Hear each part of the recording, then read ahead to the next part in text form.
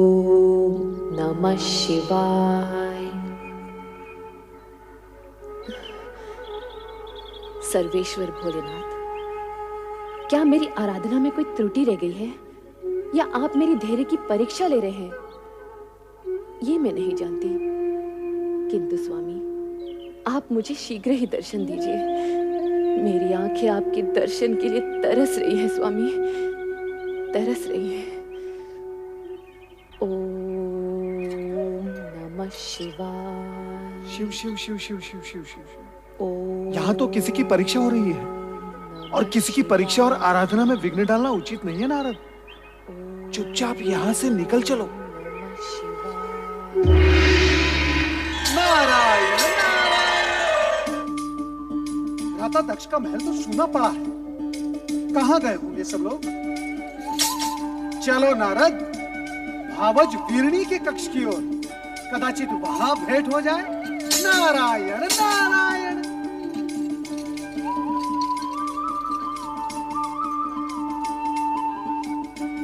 नारायण नारायण। प्रणाम भावज वीरणी, अपने देवर नारद का प्रणाम स्वीकार करें। विराजिए देवर्षि। नारायण नारायण। मैं आपके लिए केवल देवर हूँ, देवर्षि नहीं। और ये क्या भावज, आप चिंता में डूबी हुई हैं? मुझे किस बात की चिंता है देवर जी, बस सती के बारे में सोच रही थी। सती? पता नहीं उसकी तपस्या कब सफल होगी। नारायण नारायण। भावज, सती तो शक्ति का अवतार है। शिव जी को उनकी प्रार्थना स्वीकार करनी ही होगी। अब उनकी प्रार्थना स्वीकार होने में अधिक समय नहीं लगेगा। सच कह रहे हैं देवर जी। क्या आपको अपने देवर से असत्य की अपेक्षा है? मैं तो असत्य से भागता रहता हूँ और भक्ति और जन कल्याण के मार्ग पर चलता रहता हूँ। ये क्या भावज, आप फिर सोच में डूब गई? क्या करूं, आपके भ्राता और मेरे स्वामी का रूखा व्यवहार देखकर तो कभी कभी भय लगता है। उनके रूखे व्यवहार की आपने अच्छी कही। उनका तो जन्म ही परमपिता ब्रह्मा जी के पैर के अंगूठे से हुआ है। वो तो हर भली वस्तु को ठोकर मारने की सोचते रहते हैं। नारायण नारायण। और भगवान शिव जी का नाम लेते ही वो शिव शिव शिव शिव। भगवान भोलेनाथ उनको सद्बुद्धि दे, इतना ही मैं कह सकता हूँ। महाराज की जय हो। लो, जिनका नाम लिया वो पधार भी गए। अब मैं चलता हूँ। ठहरिए ना देवर जी, तनिक आप ही इन्हें समझाइए। शिव शिव शिव शिव शिव। क्या ये हठी जीव समझाने से समझने वाले हैं? नारायण नारायण। अरे नारद जी, आप? नारायण नारायण। भ्राता नारद कहिए ना भैया। आपके मुख से भ्राता शब्द सुनने के लिए ही तो मेरा आगमन यहाँ हुआ है। कहिए भ्राता नारद, कैसे हैं आप? तो चारों ओर भ्रमण करते रहते हैं। आपने हमारी शिव की धुन में खोई बेटी को भी कहीं देखा होगा। अब आप ही बताइए, क्या एक राजकुमारी को ये पागलपन शोभा देता है? आप उसे समझाते क्यों नहीं कि वो ये बचपना छोड़ दे? अब वो विवाह के योग्य हो गई है। नारायण नारायण। वो विवाह के लिए ही तो शिव आराधना कर रही है। क्या आप इतना भी नहीं समझते? उसकी आराधना सफल होगी, भगवान भोलेनाथ के साथ उसका विवाह होगा। इसमें आपको संदेह क्यों हो रहा है? नारायण नारायण। नहीं, मैं ऐसा नहीं होने दूंगा। मैं ये अनर्थ नहीं होने दूंगा। नारायण नारायण। भावज, आप क्यों व्याकुल हो रही हैं? होगा वही जो भगवान शिव शंकर को स्वीकार होगा। नारायण नारायण।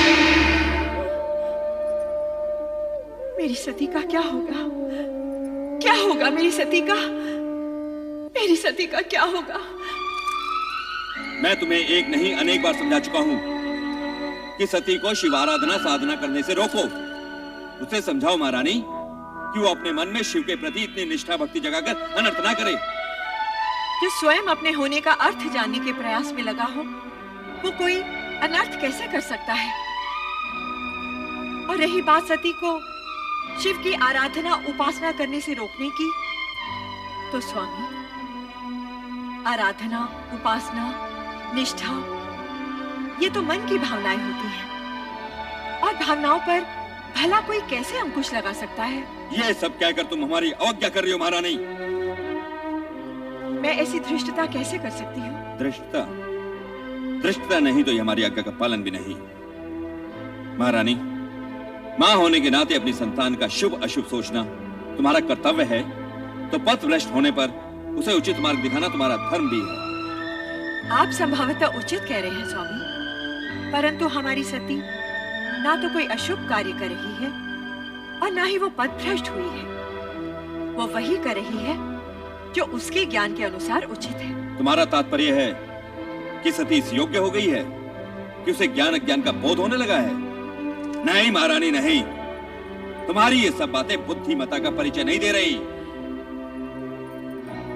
मैं आपके समान बुद्धिमान नहीं स्वामी, किंतु इतनी बुद्धिहीन भी नहीं कि तुम्हारी बुद्धिमता के दर्शन तो इसी सत्य में हो रहे महारानी, कि अपनी अन्य युवा कन्याओं की अपेक्षा तुम्हें केवल सती की चिंता अधिक रहती है।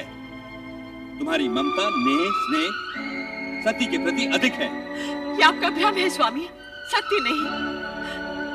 शरीर को अपने प्रत्येक अंग से एक सा मोह होता है, पुष्पमाला को अपने प्रत्येक पुष्प से एक सा स्नेह होता है, मुझे भी अपनी हर संतान से एक सा। शब्दों को उपमाओं द्वारा अलंकृत करने की योग्यता तो तुमने है, ये मैं जानता हूं महारानी, परंतु क्या तुम मुझे ये बताओगी कि सती के लिए शिव आराधना ही क्यों आवश्यक है? मैं कहता हूं कि शिव की अपेक्षा श्री हरि विष्णु जी की आराधना भी तो हो सकती है।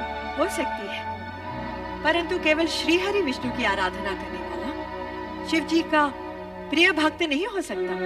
उसी प्रकार शिव जी की आराधना करने वाला श्री हरि विष्णु का परम भक्त नहीं हो सकता। श्री हरि विष्णु और शिव जी दोनों ही एक दूसरे के पूरक हैं। इस हेतु श्री हरि विष्णु की उपासना करने वाले पर भोलेनाथ सदा प्रसन्न रहते हैं, और अजर अमर सदाशिव की उपासना करने वाला श्री हरि विष्णु की कृपा का पात्र होता है। महारानी, हमने तुमसे सती के मन में विवेक जगाने की बात कही थी, और उत्तर में तुमने ज्ञान भक्ति का पूरा अध्याय सुना डाला। परंतु एक सत्य ध्यान पूर्वक सुन लो महारानी, कि हम सती की शिव भक्ति का विरोध करते हैं और करते रहेंगे। हम उसका गुणगान कभी नहीं सुन सकते। हमें शिव से घृणा है, घृणा।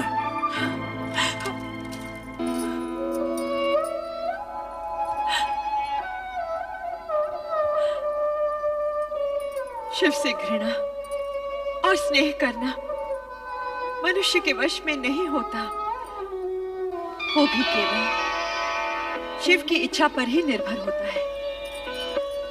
ओम नमः शिवाय, ओम नमः शिवाय, ओम नमः शिवाय।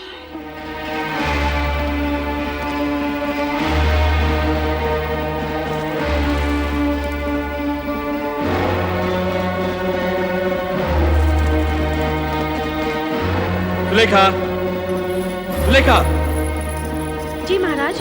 तुम्हारी स्वामी कहाँ गई हैं? वो नदी स्नान को गई है महाराज। नदी स्नान? वो भी इस कुबेला में? नहीं नहीं, कदाचित वे राजकुमारी सती के साथ हैं। वो तो वहाँ नित्य जाती ही है ना। स्वामी ने आ गए महाराज। ठीक है, तुम जा सकती हो।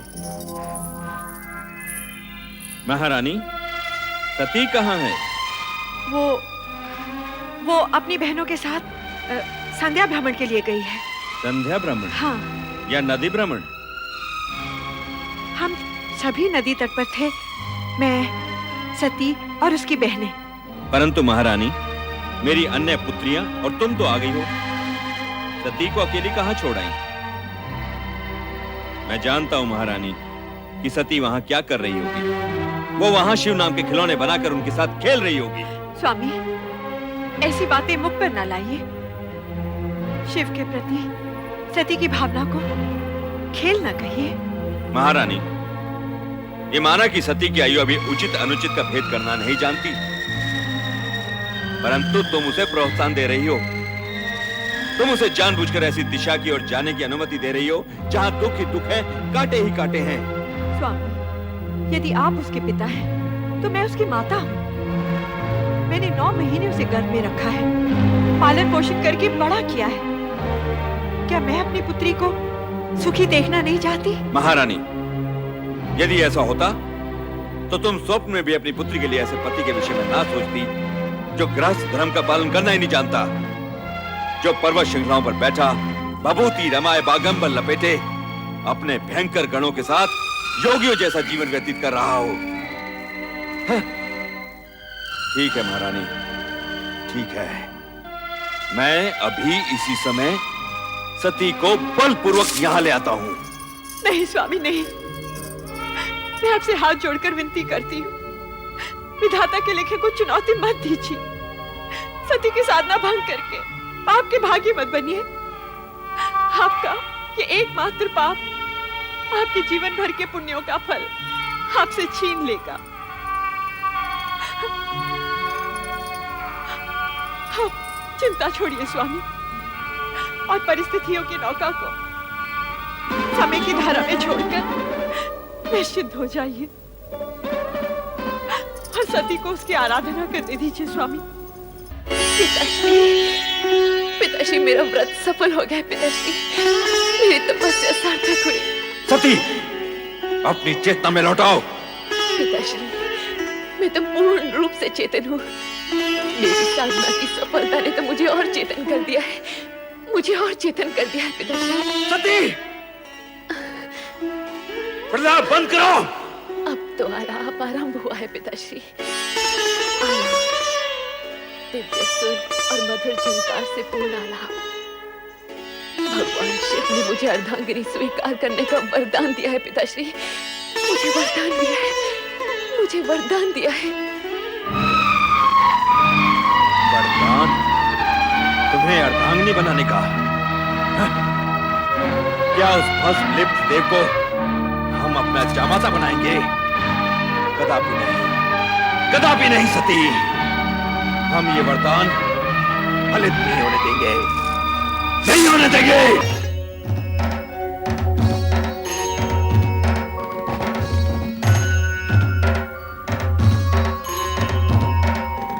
सत्य और सुंदर स्वरूप भोलेनाथ, श्री शिव शंकर के चरणों में ब्रह्मा का प्रणाम। कैलाश में आपका स्वागत है ब्रह्मा जी। आपके लिए एक शुभ समाचार है।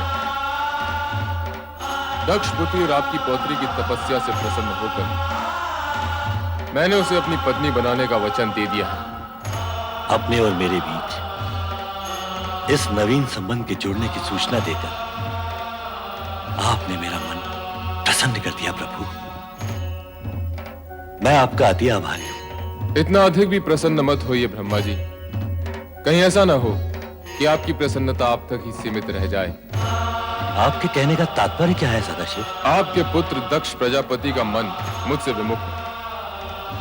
इस विवाह के लिए उनसे स्वीकृति लेना अब आपका ही उत्तरदायित्व है। आप निश्चिंत रहिए शिव शंकर जी, वैसा ही होगा जैसे आपकी इच्छा है। आपने मेरी पौत्री को अपनी जीवन संगिनी के रूप में स्वीकार करके मुझे और सती दोनों को कृतार्थ किया है। मैं पुत्र दक्ष से स्वयं अनुरोध करूंगा और मुझे पूर्ण विश्वास है कि वो इस अनुरोध को आज्ञा मानकर इस विवाह के लिए अपनी स्वीकृति दे देंगे। नहीं, कभी नहीं। मैं अपनी पुत्री का विवाह उस बैरागी औघड़ शिव से कभी नहीं करूंगा। समस्त ब्रह्मांड की कोई भी शक्ति मुझे ये कार्य करने के लिए बाध्य नहीं कर सकती, कदापि बाध्य नहीं कर सकती, कदापि नहीं। पुत्र दक्ष, हाँ? पिताश्री, प्रणाम पिताश्री। आयुष्मान भव। समस्त ब्रह्मांड की शक्तियां जिस शक्ति को अपना आराध्य समझती हो, उन भोलेनाथ की आज्ञा का पालन तो तुम्हें करना ही होगा पुत्र। इस विवाह को तुम रोक नहीं सकते। पिताश्री, शिव प्रेम के दंश ने सती को तो बुद्धि भ्रष्ट कर ही दिया है, परंतु उसकी मां अर्थात आपकी पुत्र वधु वीरनी की भी मति हर दी है। पिताश्री, अब आप ही समझाइए इन माता पुत्री को। समझाने तो हम तुम्हें आए हैं पुत्र। इस विवाह में बाधक मत बनो, इसे हमारी भी आज्ञा समझो। ये आप कह रहे हैं पिताश्री? हाँ, ये हम कह रहे हैं। ये जानते हुए भी कि राजकुल में जन्मी पली बढ़ी आपकी पौत्री को इस विवाह से केवल कष्ट ही कष्ट होने वाले हैं। तुम्हारा ये सोचना सर्वथा अनुचित है दक्ष। तुम तो एक राजा, मात्र एक राजा। संसार के समस्त राजघरानों की वैभव संपदा को यदि तुम एक पलड़े में डाल दोगे, तब भी भगवान शिव के वैभव और उनकी गरिमा का पलड़ा उससे कहीं अधिक भारी होगा। परमपिता, यदि आपका कहा मान भी लिया जाए तो भी विधि के अनुसार मुझे सती की अन्य बहनों का विवाह पहले करना होगा। उसका विवाह तो तभी हो सकता है जब मैं तुम्हारा अभिप्राय समझता हूं, परंतु सती आदिशक्ति का अवतार है और शिव सती का विवाह विधाता का अटल विधान है। तुम्हारी इच्छा हो या न हो, तुम इसे रोक नहीं पाओगे। मेरा कहा मानो और सहर्ष इस विवाह के लिए स्वीकृति दे दो। स्वीकृति दे दो पुत्र। वत्स दक्ष, स्वीकृति दे दो। स्वीकृति दे दो पुत्र।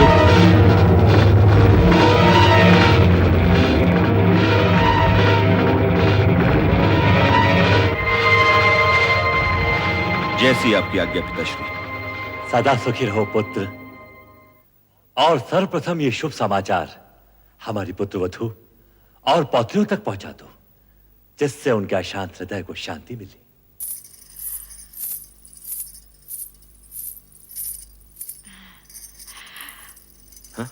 मैं अपनी पुत्री को वधु वेश में देखकर आ रही हूं। कितनी सुंदर लग रही है वो। उसके मुख की शोभा तो देखते ही बनती है। हे प्रभु, मेरी पुत्री का मंगल करना, उसे परम सुख और सौभाग्य देना। ये क्या, आपकी पुत्री का विवाह है और आप प्रसन्न नहीं? नहीं, कदापि नहीं, क्योंकि जो कुछ हो रहा है वो तुम्हारी और पिताश्री की इच्छा से हो रहा है। और मैं जानता हूं कि सती के मुख पर आज जो आभा है वो कल धूमिल पड़ी जाने वाली है। हमारी पुत्री को इस विवाह से केवल दुख और निराशा ही मिलने वाली है। ऐसे अशुभ वचन न बोलिए स्वामी। प्रभु से प्रार्थना कीजिए, हमारी पुत्री सदा सुखी और सौभाग्यवती रहे, उसका जीवन मंगलमय हो।